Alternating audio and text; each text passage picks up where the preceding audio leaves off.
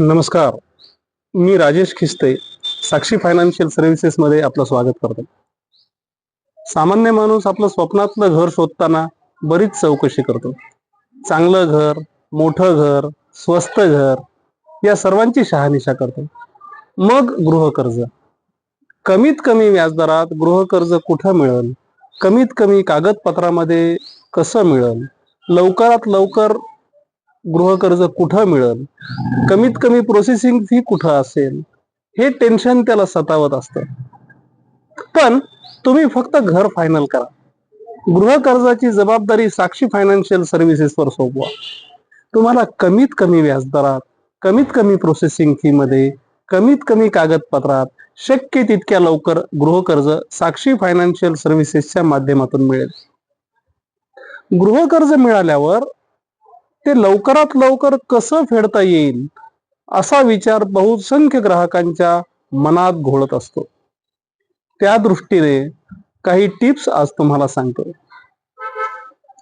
आपल्या कर्जाचा हप्ता म्हणजे EMI कधीही चुकू देऊ नका. हे अतिशय महत्वाचं. याचा डायरेक्ट परिणाम ग्राहकाच्या क्रेडिट स्कोअरवर होत असतो. दुसरं म्हणजे वर्षातून किमान एक जास्तीचा EMI किंवा हप्ता किंवा काही रक्कम कर्ज खात्यामध्ये भरण्याचा संकल्प करा. यामुळं कर्जाची मुदत आणि दीर्घकालीन व्याजाचं ओझं कमी होईल. वर्षातून एकदा नियमित हप्त्या व्यतिरिक्त एक हप्ता जर तुम्ही अधिकचा भरला दरवर्षी, तर 20 वर्षाचं तुमचं होम लोन 16 वर्षातच पूर्ण फिटू शकतं. मग तुम्ही जास्तीत जास्त प्रीपेमेंट जेवढं कराल तेवढं लवकर कर्जमुक्त व्हाल. साधारणपणे कर्जाच्या सुरुवातीच्या 5 वर्षात पार्ट प्रीपेमेंट केलं तर त्याचा मोठा फायदा ग्राहकाला होतो. कारण या काळात व्याजाचा हिस्सा मुद्दलापेक्षा जास्त असतो. आपण या काळात प्रीपेमेंट केलं तर ती रक्कम मुद्दलात जमा होते आणि व्याजाची रक्कम मोठ्या प्रमाणात कमी होते. तिसरं म्हणजे इमर्जन्सी फंड. आपत्कालीन निधी तयार करा. अचानक काही आर्थिक संकट आलं, नोकरीमध्ये बदल झाला, दवाखाना मागे लागला, तर किमान 6 महिने आपल्या कर्जाची परतफेड थांबणार नाही अशी तरतूद करा. तुम्ही जे गृहकर्ज घेतलंय त्याचा व्याजदर महिना 2 महिन्याला तपासत राहा. 6 महिन्यातून एकदा आपलं होम लोन अकाउंट चेक करा. आपली बँक आपल्याला जास्त व्याजदर तर आकारत नाही ना. जास्त आकारत असेल तर तो कमी करण्यासाठी संबंधित बँक अधिकाऱ्यांशी बोला. तो कमी करून घ्या. त्यानं व्याजदर कमी करून दिला नाही तर तुम्ही बॅलन्स ट्रान्सफरचा पर्याय निवडू शकता.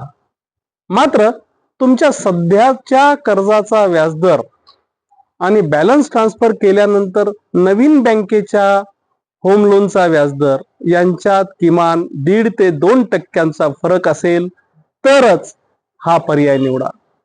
नाहीतर कोणी 0.5% सवलत देतोय, करा ट्रान्सफर. कुणी 0.5% लोन स्वस्त देतोय, करा ट्रान्सफर. असं काही करू नका. व्याज दरातील बचतीपेक्षा लोन ट्रान्सफरचा खर्च जास्त होऊ देऊ नका. महत्वाचं आणखी सांगायचं म्हणजे आपण घेतलेल्या कर्जाचा बोजा माघारी म्हणजे आपल्या माघारी आपल्या फॅमिलीवर पडू नये यासाठी इन्शुरन्स अवश्य घ्या. बहुतेकांचा हा समज असतो इन्शुरन्स लाटून बँक आपल्याला लुटते. नाही रे बाबांनो, तसं नाही. इन्शुरन्स म्हणजे तुमची ढाल आहे. कर्जाची परतफेड करत असताना ही ढाल घ्यायला विसरू नका. माणसाचा काही भरोसा नाही. आम्ही अशा अनेक घटना बघितल्यात, पण दुर्घटना झाल्यावर आपण काहीच करू शकत नाही. त्यासाठी प्रिकॉशन इज बेटर. अशाच बारीक सारीक पण महत्वाच्या विषयांवर ते चर्चा करण्यासाठी साक्षी फायनान्शियल सर्व्हिसेसच्या ऑफिसला भेट द्या. हा व्हिडिओ आवडला असेल तर अवश्य लाईक करा, भरपूर शेअर करा. ह्या व्हिडिओ बाबतचं तुमचं मत खाली दिलेल्या कॉमेंट बॉक्समध्ये नोंदवा आणि आमचं चॅनल सबस्क्राईब करायला विसरू नका. धन्यवाद.